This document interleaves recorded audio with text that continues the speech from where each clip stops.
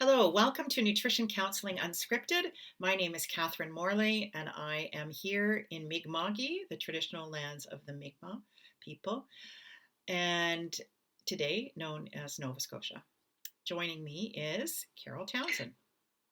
Hi, I'm Carol, and I'm here on the traditional lands of the Fort William First Nation here in beautiful Northwest Ontario, Thunder Bay.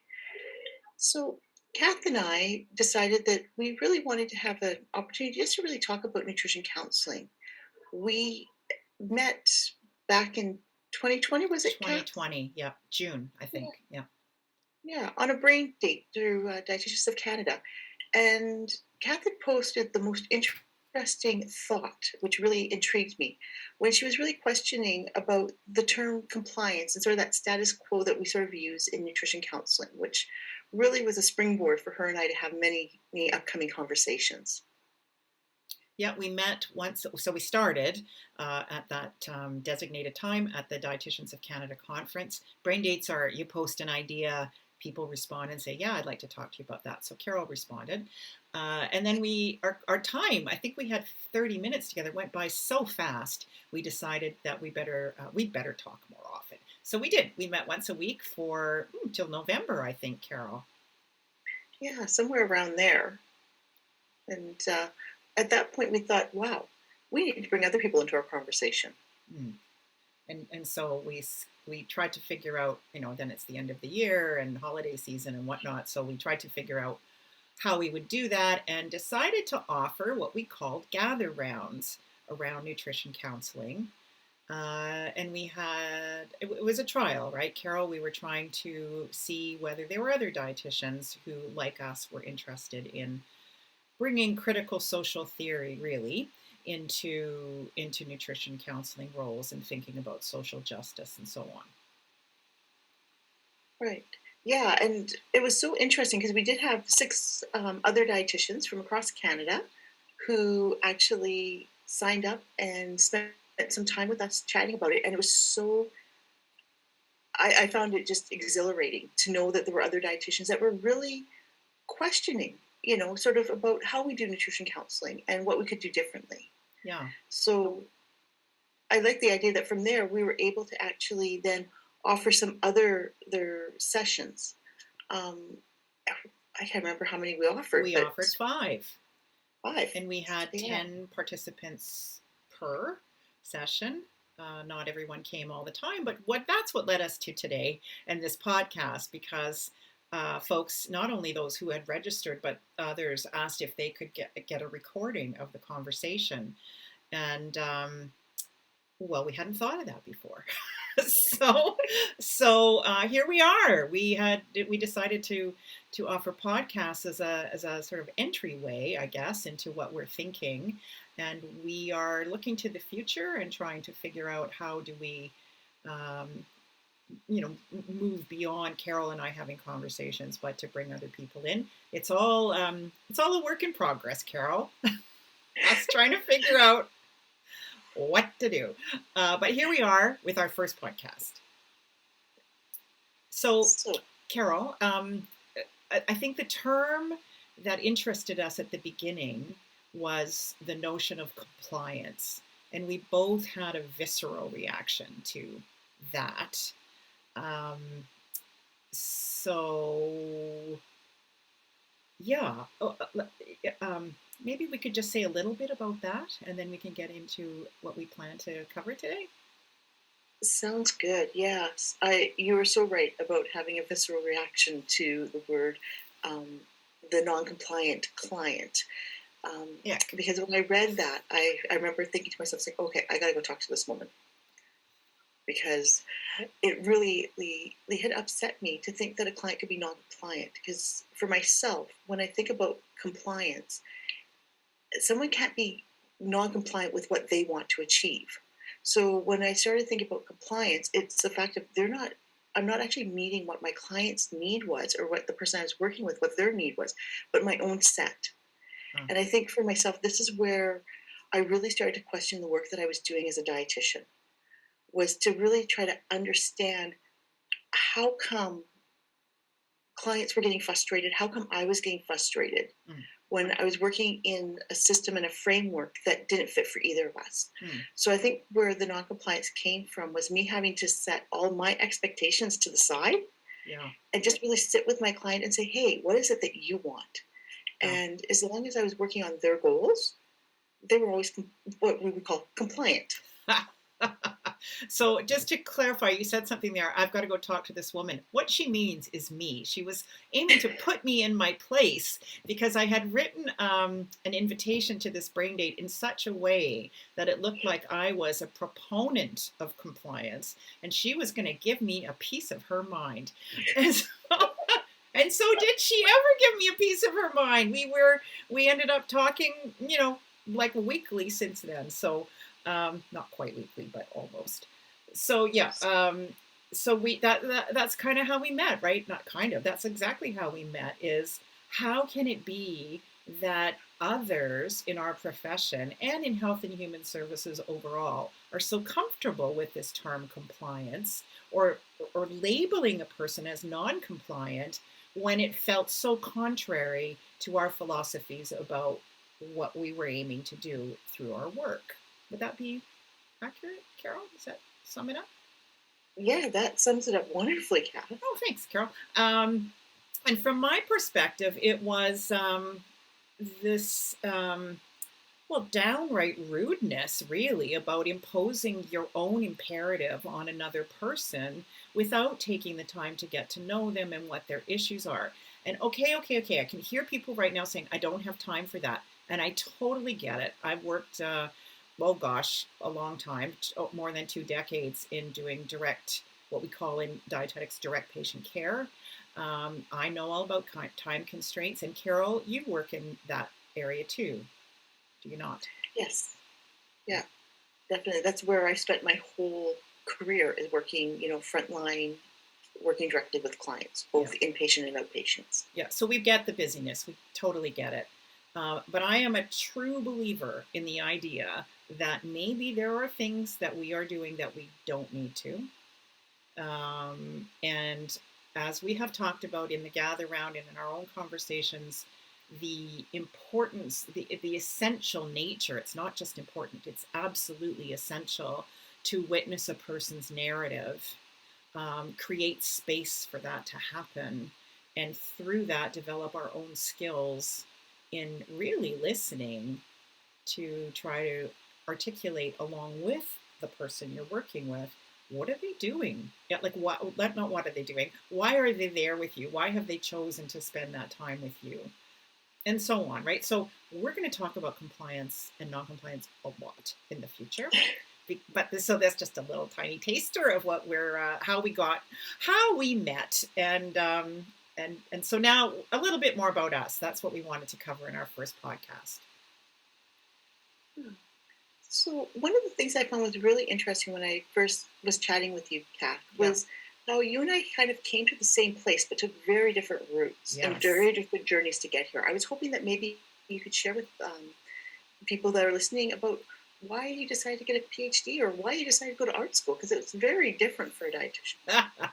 Well, okay. As I just mentioned, I did my undergraduate degree at University of Guelph, and then I did a dietetic internship, they were called in those days, now called practicum, at Vancouver General Hospital.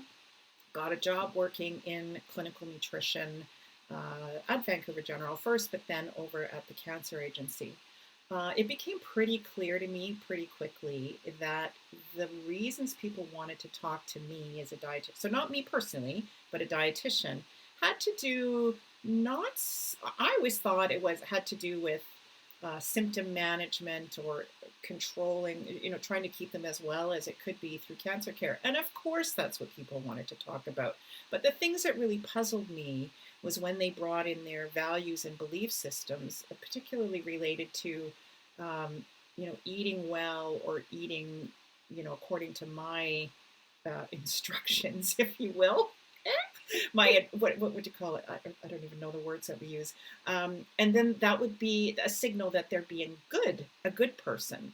And then, many of our belief systems as humans is that good people are rewarded.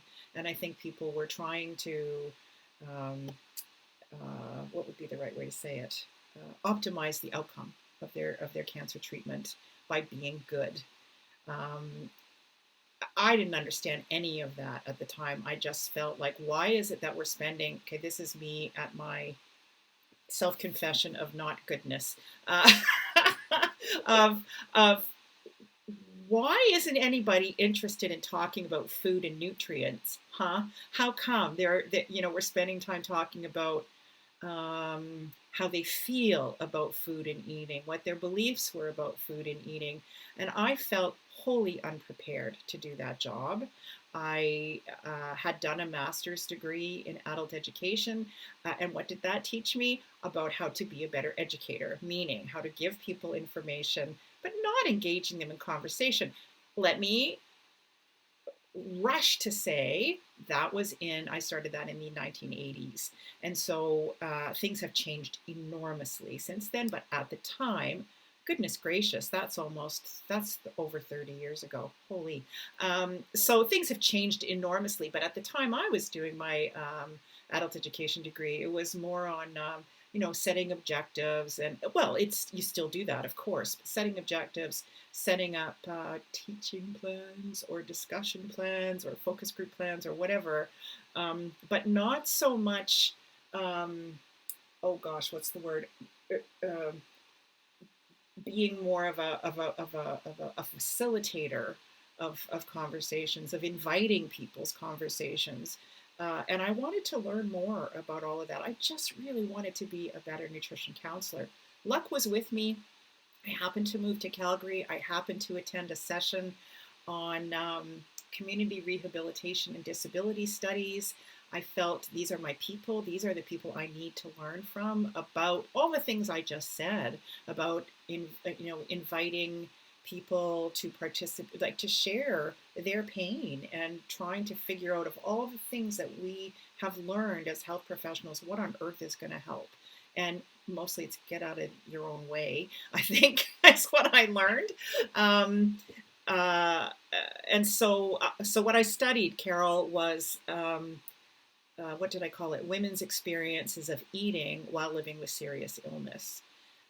And so I interviewed women who were really ill, who also had families that they had lifelong feeding responsibility for. And I wanted to know, how did they juggle all of that? And from that, oh my gosh, I learned so much about lived experience inquiry, about phenomenology, which is what lived experience inquiry is, how to not impose imperatives on other people. It just kind of blew everything I thought I understood before, it was gone. And I remember feeling toward the end, toward the end of the program, in terms of getting, graduating, convocating, it was, I don't think I know anything. And my fabulous supervisor said, you know a lot about a lot. Your dissertation can never be finished, but you're done, right? Like, it's time for you to go out in the world. So, for anybody who thinks I finished a degree and I feel like I know less than when I started, that's normal. That's okay. That's when it's safe to let you go. It's when you think you know everything that maybe you should stick around to learn a bit more. Anyway, that's why I did a PhD. I wanted to be a much better counselor. And I did go back to work in counseling, and of course I was much more, I loved it. I could apply what I learned in my doctorate. Use terms like that you and I've talked about a lot: dietary cacophony, the noise that people hear about what they should do. Some of that comes from outside themselves. Lots of it comes from inside themselves. We almost should ourselves. Oh, that sounds terrible. Should ourselves to death. Like, I should do this, I should do that. And I think more and more these days we're hearing conversations about, like, be kind to yourself. That term dietary cacophony comes from Claude Fischler, who's a food sociologist. I absolutely love it. And so I think that's one of our major, offerings as dietitians working in a nutrition counseling environment, is to help people articulate all the noise they're hearing, all of this stuff that they think they should do, and we help clear that away. We work with people along with them to clear all that away. So anyway, that's my long answer to why I did a PhD. I know you asked me about art school. We'll get to that. I'd like to ask you about your journey to deciding to study social work. As you said, we arrived at a similar place through very, very different paths. So let's hear about your background. Yeah, I just need to make a comment on sure. that last little piece that you were saying about that idea of people coming to us because they've got all this noise and all these shoulds and shouldn't be doing. And I think that's one of the reasons, one of my bases on why I ended up going to school to get my degree in social work was because clients would come to me and they actually had so much nutrition knowledge. Yes. They had been on the internet because, again, like yourself, I graduated originally, a bit sooner than, less distance than you. Not so long ago, perhaps? Not so long ago, yeah. There you go. But long ago. In the 90s, yes. From the University of Manitoba and Health Sciences Center in Winnipeg is where I'd done mine. And so like yourself, I didn't get a lot on nutrition counseling. No. I got a lot of information about, the biology and what people need to do to be healthy. Uh-huh. And I really got that whole expert piece, which for the beginning of my career worked really, really well. You mean you as a dietitian as expert? Yes. Yes. Worked really well in the very beginning. Yes. Though as time went on, I spent most of my career, over 20 years now, working in mental health. Okay. And it's very different because I learned rather quickly that it doesn't matter what the ideal is that people should be doing.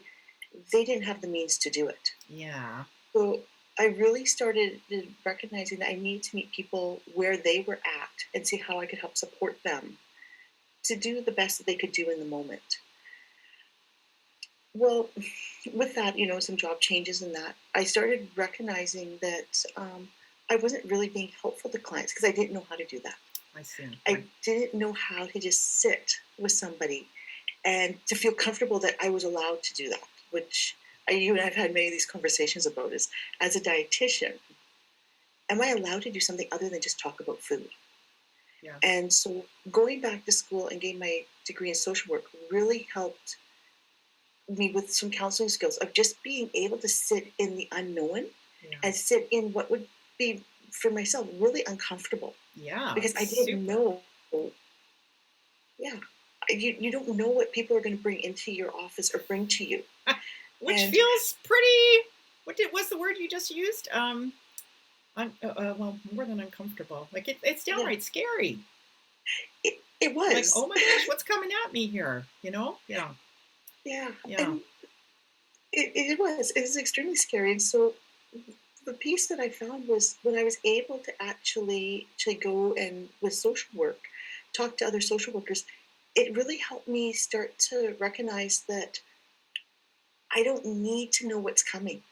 I don't need to know exactly where I'm going. Yeah. I just need to be in the moment and let the person in front of me share with me what they need to share so that we together can figure out what it is that's most helpful for them. Carol, I just want to point out the use of a term that you just used there because I think this is the kind of thing you and I talk about where you said, I let the person share.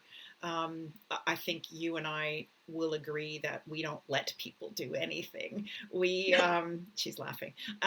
We create conditions for people to share because if we say to let them, it means that we hold all the power. And I know you don't mean that.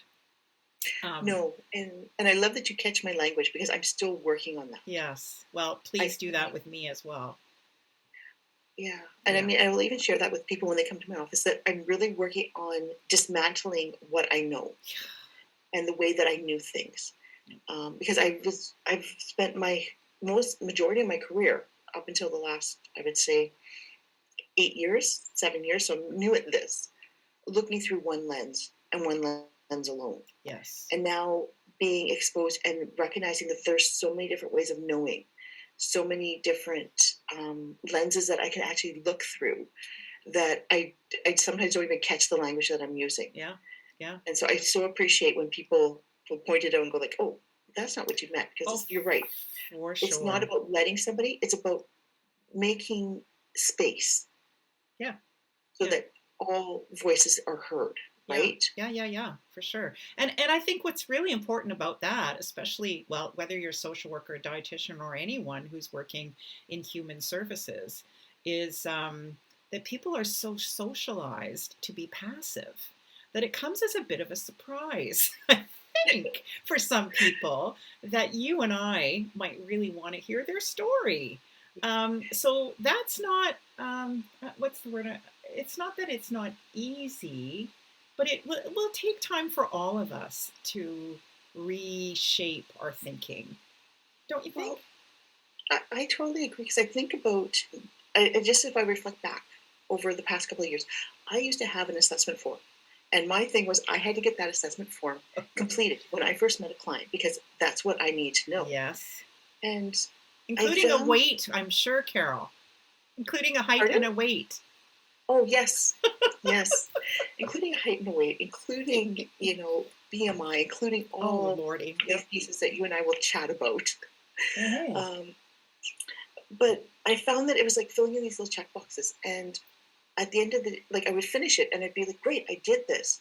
However, reflecting back is like, what did I really know about the person? Yeah, And exactly. I didn't really know why the person had actually come in to see me, like what their base concerns were. Mm-hmm.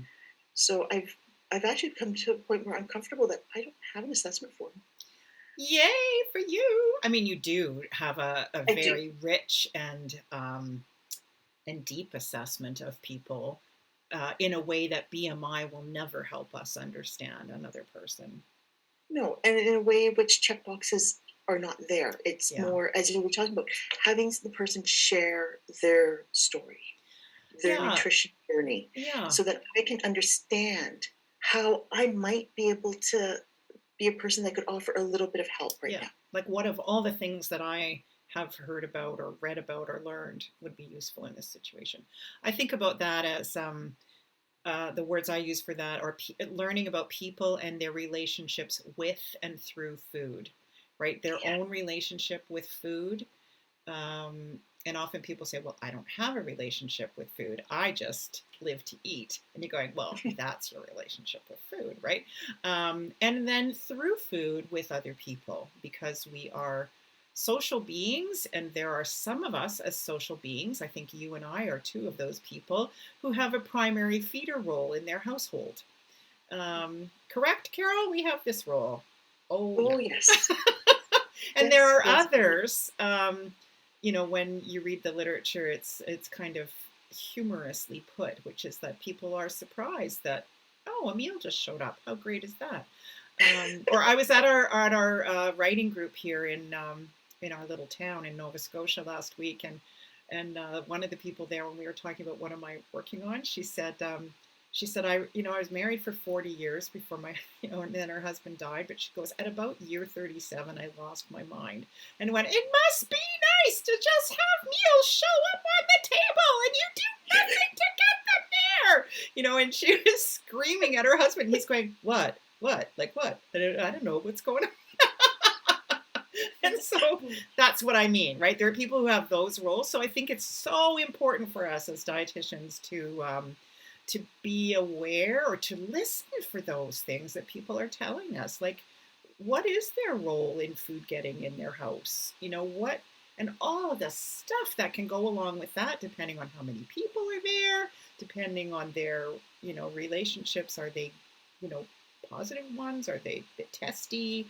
Boy, it's big and complicated, and I just made a big old face. Yeah. No, but you're right. Because I think about one of my professors, Mark, and she said, you know what? The key piece to anything is you need to have that relationship. Yep. And With the for us to person feel, who's coming for well, with the your person that's coming in to see us, but I'm oh, also thinking, like, as you're talking about people's relationships with food, right? To really understand all these different relationships within families, because we yes, know that impacts yes, how people are able to eat or nourish themselves, or their understanding of what they should, so yeah, air oh, quotes, should should, be yeah, doing. Yep, yep, yep. So I love relationships. I think it's beautiful that you and I get to chat about those. I also need to just correct myself when I said when people are coming in for our advice, that is an egotistical perspective that I apologize for, because you may not be offering advice. I may not be offering advice. I am there as a witness to the narrative, and then we'll see where it goes. And for me, that has been joyful to let go of my own fear that I don't know how to control this entire situation. Like letting go of the notion of control is just probably good for life, period. And particularly in nutrition counseling settings, which is why, Carol, we've decided to call this podcast series Nutrition Counseling Unscripted. What else can we talk about before we go?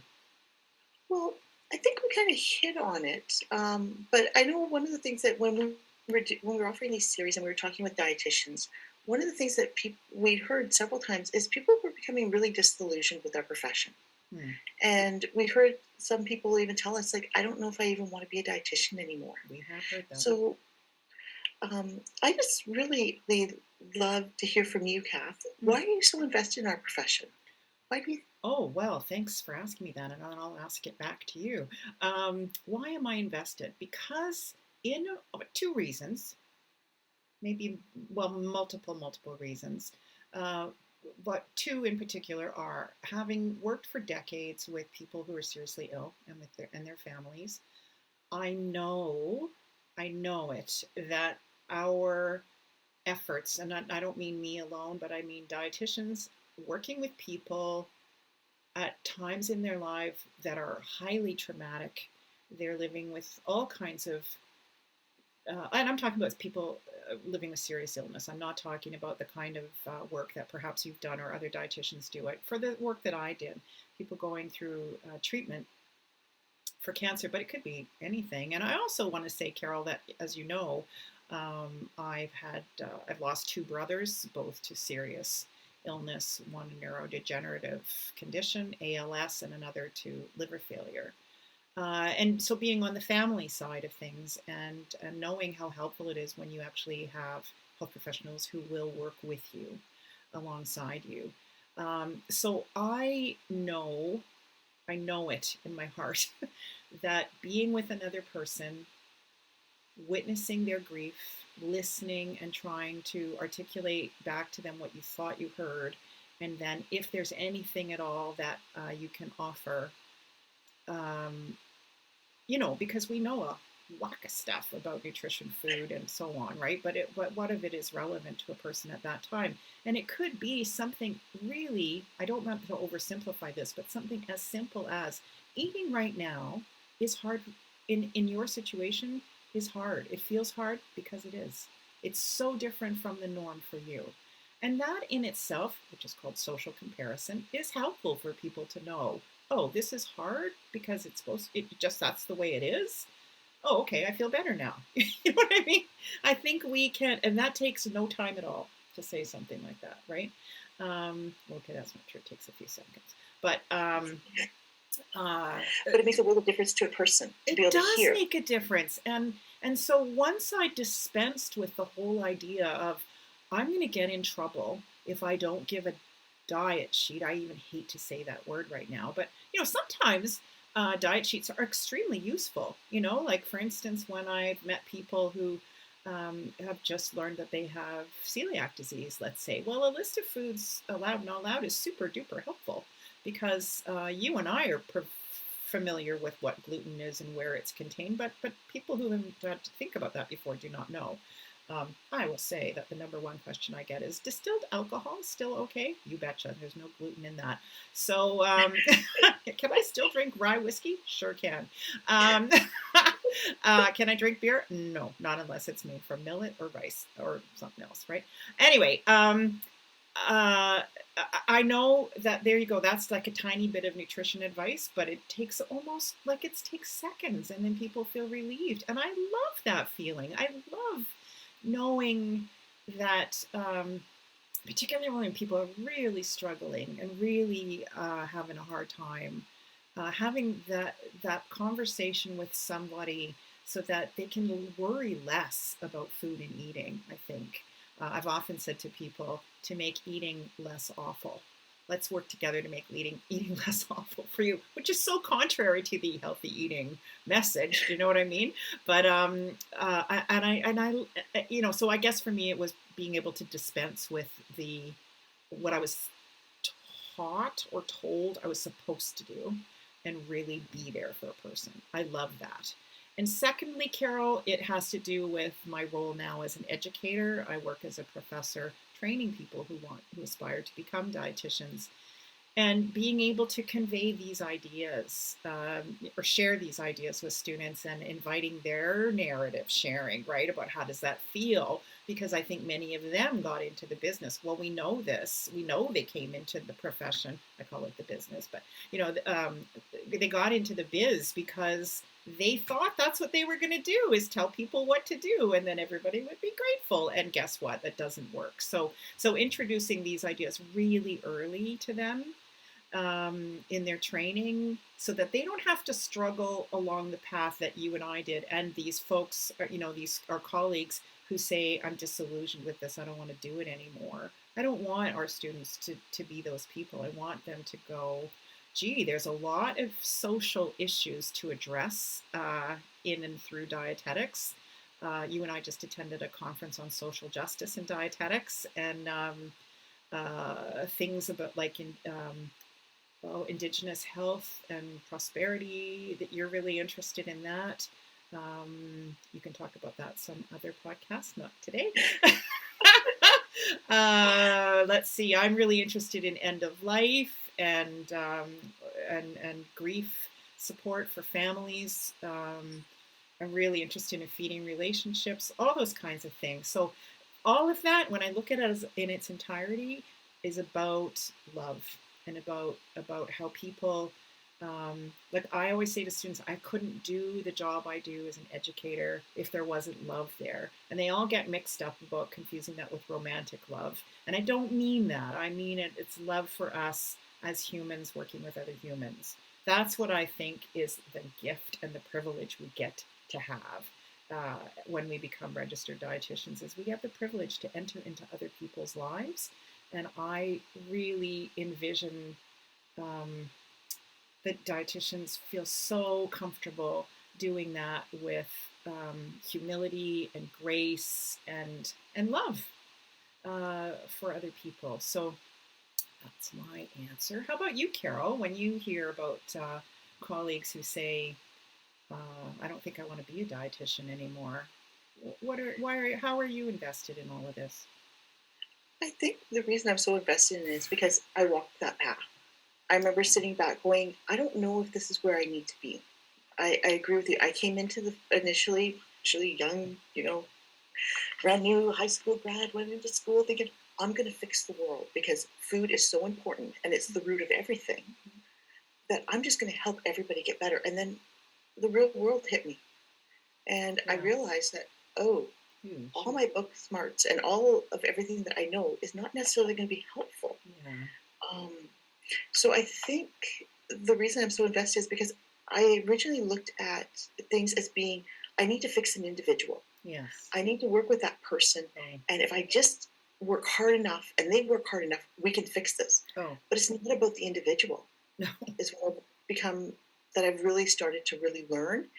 And looking at all the systems that keep people stuck or in a place where they're not wanting to be. And I think that's why I'm so invested, because I think as dietitians, we can do so much more than just talk to people about food. Oh, yeah. Talk to them about what's good, what's bad. Really helping them and helping our employers, helping our communities look at what is it that's getting in the way of people being able to use food to its full capacity, to support not only their physical health, which we all talk about, but the mental, the social, the psychological, spiritual. And I think spiritual. And I think that's why I'm so invested, because I don't want other dietitians to sit where I sat and said, well, I'm not making a difference. I'm not helping people. I think being able to band together and support each other to look at what are the other things that are getting in the way of us really being able to be the most helpful or the most supportive to the people that we're working with. Yeah. Yeah, I mean, to me, that what you just said, that speaks to the privilege that we hold in our positions too, right? As I've already said, and I say it every day when I'm working with students, we get to muck around in other people's lives, and let's do that with a lot of awareness. My eyes are like popping up the top of my head as I say this. Like what would be the words, Carol? With humility, with grace, with respect. With I know understanding isn't quite the word because we can never really understand another person, but trying, like on the path toward understanding. Being open. Yeah. I think is one of the big pieces too, is recognizing that we don't necessarily need to know everything, but to be able to, I mean, one of the terms that they throw around a lot is empathy, right? Yeah. Looking at from someone else's perspective, because we do know that our profession is very rooted in science, is very rooted in Western culture. Yes. And how do we take a step back so that we're able to look at not everybody has our background, and you talk about that a lot. Yeah, and I think let's just unpack Western culture just a tiny bit before we sign off. Colonization is what we're talking about, right? The colonization of